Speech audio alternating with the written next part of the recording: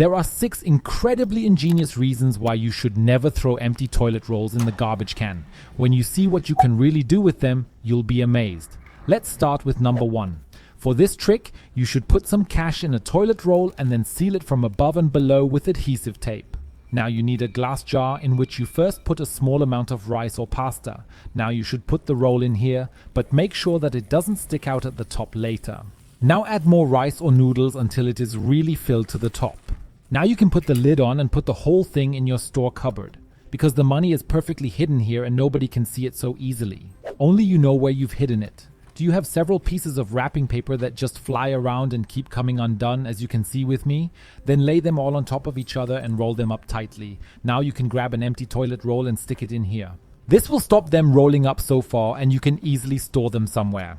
But even if you have already opened a normal roll of wrapping paper, you can simply put a toilet roll around it.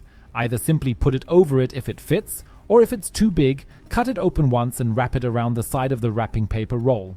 This way, the paper shouldn't fly around and stays in place really well, and you can simply store it somewhere and don't have to worry about it always unrolling by itself. But have you ever hung a toilet roll in your garden? This also has a really ingenious background, but we need 2 more ingredients for this. The first is normal peanut butter cream. You can simply take this and start by spreading it around the entire toilet roll with a knife so that there is a thin layer of it everywhere on the toilet roll. Now we need a few of these grains. You should now twist the toilet roll in these. Because of the peanut butter, all the grains will stick to it really well. It's best to use your hands and press a few more of the grains on here and press them really firmly all over and sprinkle a few more over it so that the entire toilet roll is really covered with grains at the end and we can't see any free spots of peanut butter directly. Then the toilet paper rolls are ready and you can go out and hang them up somewhere, for example on a tree or somewhere else. You can also string a ribbon through them so that you can hang them on the wall of your house or something. The seeds are bird feeders. This way you can feed the birds, especially in the cold months as they get some food here. They will fly to it and peck the whole thing off.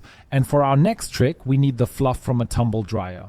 So the next time you clean the lint filter, don't throw the lint in the bin, save it. If you now have empty toilet rolls, take some of the lint that you have previously rolled up into a small sausage and put it into the empty toilet roll.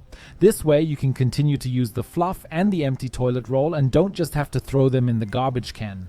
You can now take them to your stove or fireplace or use them if you want to make a fire outside, because they are the perfect kindling.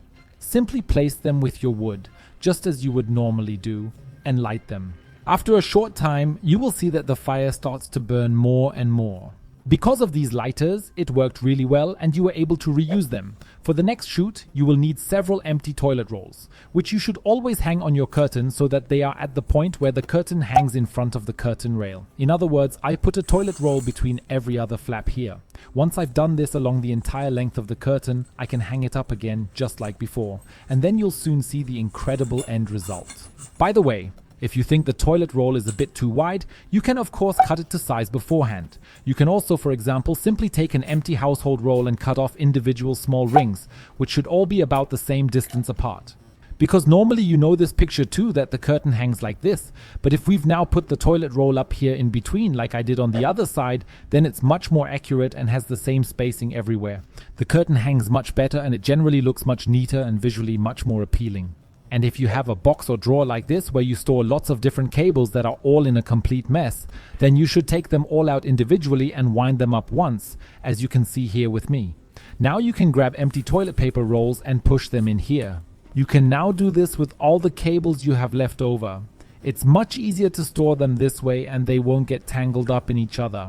If you like, you can also write what kind of cable it is on the toilet roll if you can't see it at first glance.